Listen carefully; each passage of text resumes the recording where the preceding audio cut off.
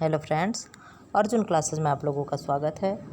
Friends, आज हम लोग देखेंगे TGT PGT net LT grade के लिए हम लोग डीप अध्ययन कर रहे हैं, जिसके लिए हम छोटे छोटे टॉपिक पे वीडियो बना रहे हैं।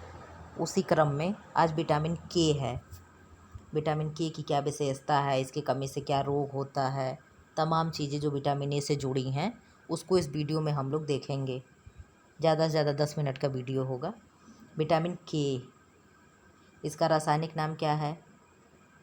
फिल्लोक्विनोन। इसके कई नाम है, फिल्लोक्विनोन, फ्रेक्विनोन, मेनाक्विनोन, ब्लड क्लॉटिंग एजेंट, संश्लेषित विटामिन, एंटी हेमोरेज विटामिन, रक्त स्राव प्रतिरोधक विटामिन। 1934 में मुर्गी पर प्रयोग किया था। किसने? डैम ने प्रयोग किया था। डैम नामक जो साइंटिस्ट थे, इन्होंने मुर्गी पे प्रयोग किया था 1934 में। इसका रंग पीला होता है। विटामिन के का रंग पीला होता है।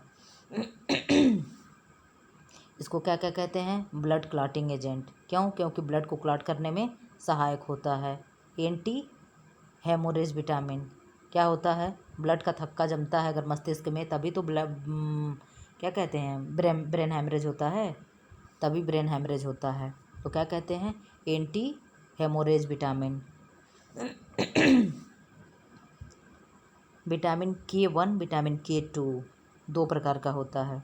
विटामिन के 1 क्या है? हरी पत्तेदार सब्जियों से प्राप्त किया गया। इसको फिल्लोक्विनोन कहते हैं। अभी इसके नाम में मैंने बताया ना इसके कितने नाम है, तो उसमें एक फिल्लोक्विनोन है इसका रासायनिक नाम। तो क्या होता है? हरी पत्तेदार सब्जियों से प्राप्त होता है, उसे फिल्लोक्विनोन कहते हैं। और विटामिन के 2 समुद्र की सड़ी गली मछलियों से प्राप्त किया जाता है, इसलिए इसको फ्रेंक्विनोन या मेनाक्विनोन कहते हैं। जो वनस्पत जगत से प्राप्त हो रही है उसको क्या कहते हैं? फिल्लोक्विनोन। और जो समुद्र से प्राप्त हो रही है उसको क्या कहते हैं? मेनाक्विनोन या फ्रेक्विनोन। नंबर 2 क्या है? मिथाइल 2 मिथाइल 3 फाइटल और 1 से 4 नेफ्थोक्विनोन फिल्लोक्विनोन। हरी पत्तेदार सब्जियों से प्राप्त होता था, पीले रंग का होता है, टेम्परेचर का प्रभाव नहीं होता है, सूर्य की किरणों में नष्ट हो जाता है, अम्ल व क्षार में नष्ट होता है। इसको क्या क्या कहते हैं? काइपोसिस, कुबड़ निकलना। Vitamin D, osteomalacia. अच्छा, विटामिन डी की कमी से कुबड़ निकलना काइफोसिस होता है। इसको मैंने आज जगह नहीं था तो नोट कर दिया होगा। नोट: अल्फ़ा मटर की प्रजाति है। इसमें विटामिन के अत्यधिक मात्रा में पाया जाता है। 100 ग्राम में 350 से 450 ग्राम विटामिन के होता है। कितना? 100 ग्राम में 350 से 450 mg क्या होता है? विटामिन के पाया जाता है। तो मटर में विटामिन के पाया ही जाता है, लेकिन ये जो मटर की प्रजाति है अल्फ़ा, इसमें सर्वाधिक पाया जाता है। विटामिन के कार्य क्या हैं? इसके नाम से ही हम लोगों ने देख लिया है, पढ़ने में आसानी होगी। रक्त को जमाने में सहायक होता है, इसीलिए इसको क्या कह रहे थे? ब्लड क्लॉटिंग एजेंट कह रहे थे। क्यों? क्योंकि रक्त को जमाने में सहायक होता है। रक्त को जमाने में सहायक होता है कैसे, ये भी देखिए। रक्त में उपस्थित बिंबाणु, जिसको क्या कहते हैं? प्लेटलेट्स।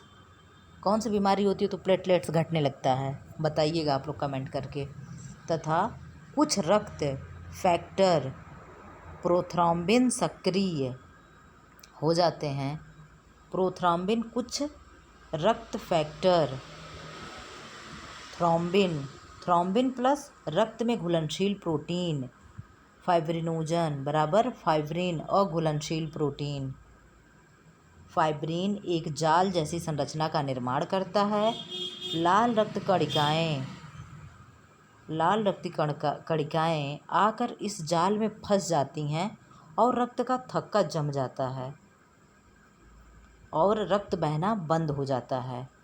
रक्त को रोकने में सहायक कैसे है? जमाने में सहायक कैसे है? फाइब्रिन एक जाल जैसी संरचना का निर्माण करता है।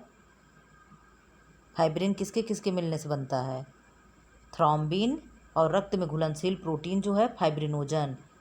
थ्रोम्बिन और फाइब्रिनोजन के सहयोग से फाइब्रिन बनता है और फाइब्रिन एक जाल जैसी संरचना का निर्माण करता है और लाल रक्त कणिकाएं आकर जाल में फंस जाती हैं। रक्त का थक्का जम जाता है और रक्त बहना बंद हो जाता है। इसका अवशोषण कहाँ होता है? छोटी आंत में। छोटी आंत के किस पार्ट में? इलियम में। छोटी आंत के कितने पार्ट हैं? 3 पार्ट। कौन कौन? इलियम, जेजुलम और एक है, आप बताइएगा।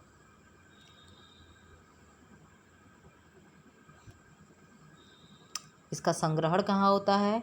स्टोर कहाँ होता है? यकृत में। अत्यल्प मात्रा में इसका स्टोर होता है। Fibrin plus WBC plus RBC बराबर ब्लड क्लॉट। हिपेरिन रक्त थक्का बनने से रोकता है। किसमें? धमनियों में। धमनियों में रक्त का थक्का जम जाए तो क्या होगा? व्यक्ति बेहोश होने लगेगा, वो मुरझा के गिर जाएगा। यही तो प्रक्रिया होती है ब्रेन हेमरेज में। ये हमारी वेन्स हैं, नसें हैं, इसमें आसानी से ऐसे ब्लड जा रहा है और अगर कहीं ऐसे ब्लड ऐसे वो क्या कहते हैं, फैट जमते ऐसे नस हो गई, इतनी सकरी सी हो गई और यहाँ कहीं आके ब्लड रुक गया, ब्लड नहीं सर्कुलेट हो पाए तो क्या होगा? तुरंत आदमी बेहोश होके गिर जाएगा। उसे क्या हो जाएगा? ब्रेन हेमरेज हो जाएगा या क्या कहते हैं, हार्ट अटैक हो गया। इस टाइप की चीज़ें इसी तरीके से तो होती हैं। तो हमारे वेन्स में, नसों में, धमनियों में रक्त का थक्का ना बने तो इसके लिए क्या जिम्मेदार होता है? हिपेरिन। हिपेरिन है जो हमारे धमनियों में ब्लड क्लॉट नहीं होने देता है। और फाइब्रिन जो है ये क्या होता है? फाइब्रिन अगर हमें चोट लगी है, ये हमारी स्किन है, यहाँ चोट लग गई और यहाँ से ब्लड ऐसे निकले जा रहा है तो इस पे क्या करता है? ये फाइब्रिन जो है इसमें जाल बना लेता है और बना करके इसमें WBC आके फंस जाता और ये रुक जाता है थोड़ी देर में ही। 1-2 मिनट 3 मिनट में अगर गहरी चोट ना लगी हो तो उस पर हल्की सी एक झिल्ली जमने लगती है। हमारे घाव पे एक हल्की सी झिल्ली जमने लगती है तो ये क्या करता है? ये फाइब्रिन ही करता है। और जो हिपेरिन है ये क्या करता है? हमारे वेन्स में, हमारे धमनियों में, नसों में ब्लड को क्लॉट होने से रोकता है। इसकी अधिकता से क्या होगा? अगर विटामिन के की अधिकता है तो क्या होगा? अपरिपक्व बच्चे का जन्म होगा। अपरिपक्व बच्चे मतलब जैसे 7 महीने या 8 महीने में ही डिलीवरी हो जाती है तो ये इसकी अधिकता से होता है। इसको क्या कहते हैं? और क्या है? हीमोसाइटिक एनीमिया होती है। RBC समय से पहले बनने और टूटने लगते हैं। RBC हमारे शरीर में कितने दिन तक होता है? 100 से 120 दिन। 80 से 120 दिन, 80 से 120 दिन। ये क्या होता है? ये इसका जीवन काल है RBC का। तो क्या होगा? समय से पहले ही बनेगा और समय से पहले ही ख़त्म हो जाएगा। अगर 120 दिन में है तो कहीं 80 दिन में ही समाप्त हो जाए, कहीं 100 दिन में ही समाप्त हो जाए। तो समय से पहले बनना और समय से पहले टूटने लगता है। विटामिन ए की कमी हो जाए तो और क्या होगा? ये हीमोसाइटिक एनीमिया जो है इसी का ये विस्तार है। हीमोसाइटिक एनीमिया क्या है? हीमोसाइटिक एनीमिया जो हो रहा है इसकी अधिकता से अपरिपक्व बच्चे को पहली बात तो जन्म देना, दूसरा क्या? हीमोसाइटिक एनीमिया। तो हीमोसाइटिक एनीमिया का है RBC का समय से पहले बनना या समय से पहले टूटना ही क्या है? हीमोसाइटिक एनीमिया है। हीमोसाइटिक एनीमिया है।